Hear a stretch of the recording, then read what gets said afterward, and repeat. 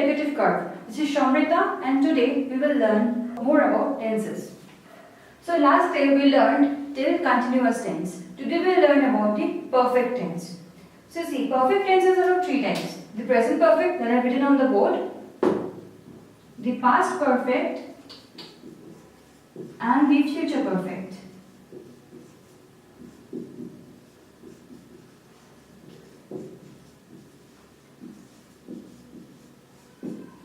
Okay.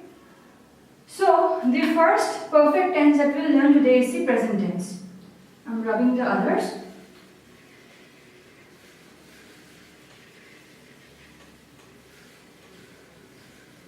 Perfect means complete. So we use perfect tense to denote something that is already completed. Okay. So you must be thinking, if something has already completed, why should it be in the present tense? Let me write something.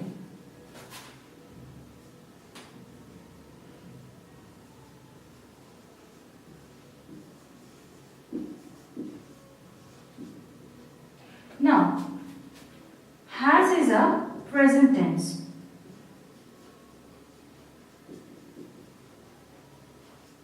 Right?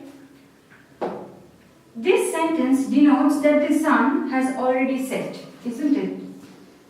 The sun has already, this is the water, suppose, and it has gone under, isn't it? It is already set, isn't it? So, if you are denoting something that has already been done, why are we saying that it has set? Why aren't we saying that it had set? This is because when we say in the present perfect, we talk about something that was started in the past but has completed just now. It is not much time before this action has completed. So the action will start somewhere in the past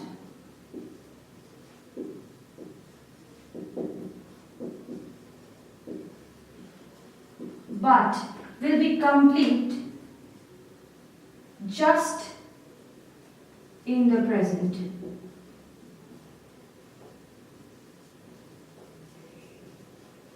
Much time will be elapsed before the thing is complete. Okay? There is another type which we will learn in present perfect tense, and that is, suppose I write lived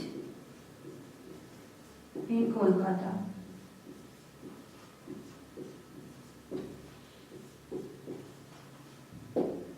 Now, I have lived in Kolkata. This does not mean that I was living and I am not living anymore right now. This action is not complete. But we will say, when we are continuing to stay in Kolkata, but we have not yet completed staying, we have not gone away from Kolkata. But we are telling someone that, yes, I live in Kolkata right now. Even right now, I am living in Kolkata. Okay, so we have to add something to it. I have lived in Kolkata for 5 years. If I write, then you are saying to someone that your living time in Kolkata has been for 5 years. You may be living in Kolkata till now or further in the year, but now, till now you have lived in Kolkata for 5 years. That means it's been 5 years that you have come to Kolkata. Okay? So this is another use for this perfect tense. So now the second one that we will study is the past tense, past perfect tense. So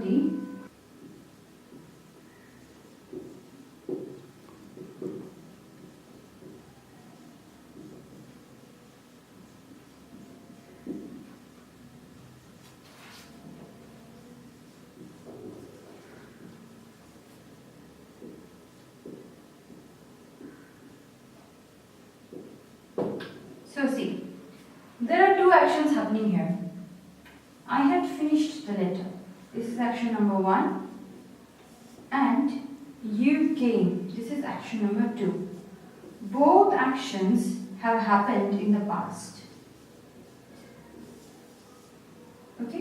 but we are talking about it now. So we are saying that the letter had already been written before this you person came to visit this I person.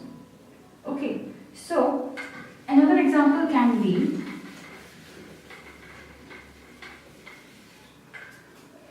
the train had left before I arrived.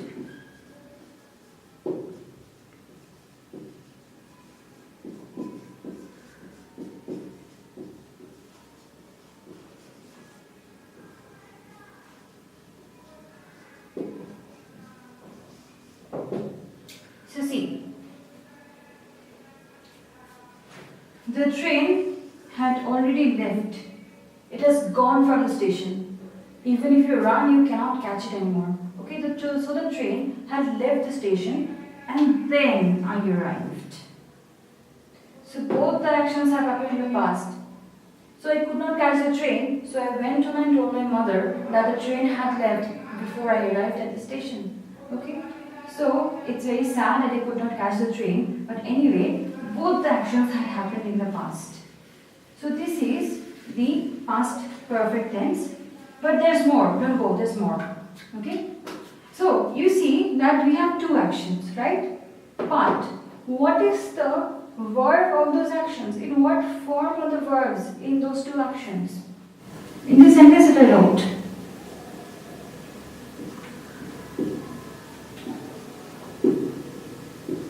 had left before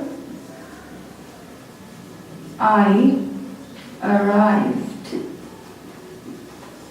isn't it? See, this is in the perfect tense, but this is in the simple tense.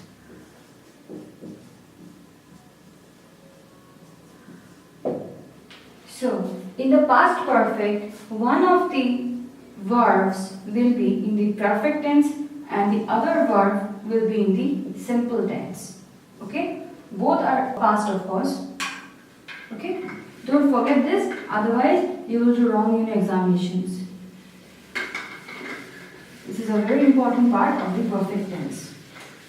In case of the future perfect, both actions will happen in the future, but we will talk about it right now. Suppose I say, I will have finished writing the letter before you come. Before you will come.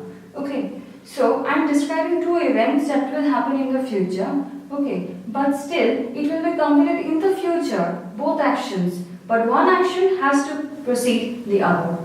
Okay. Otherwise, it will not be a future perfect tense. See. Okay. So see. I will have finished the letter before you will come. Okay? So see. One action in the future will complete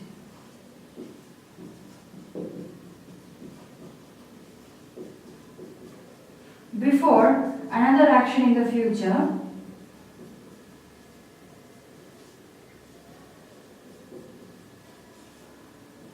will also be complete.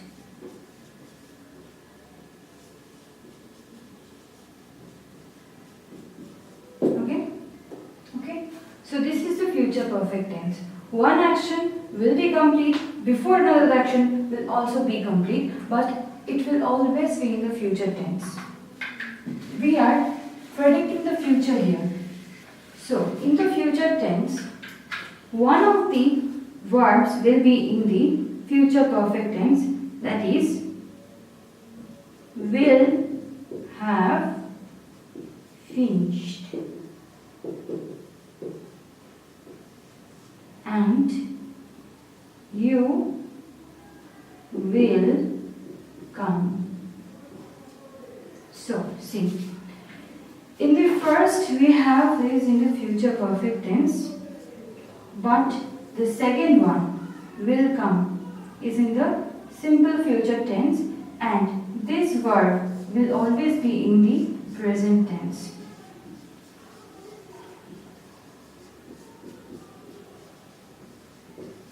Okay? So in the future perfect, one of the tense will be in the future perfect tense with the verb as the past tense, and the other one will always be in the future tense, simple future tense with the verb as the present tense. Okay? So guys, this is it for the perfect tense today. We'll talk about the perfect continuous tenses in the next video. So please like, share and comment, and please click the bell button for notification, and please don't forget to subscribe for more videos on this educative curve. Okay, and please check the link in the description box. It will contain some exercises for you to perform, to practice, and whose answers will give to you in the message box. Okay, thank you.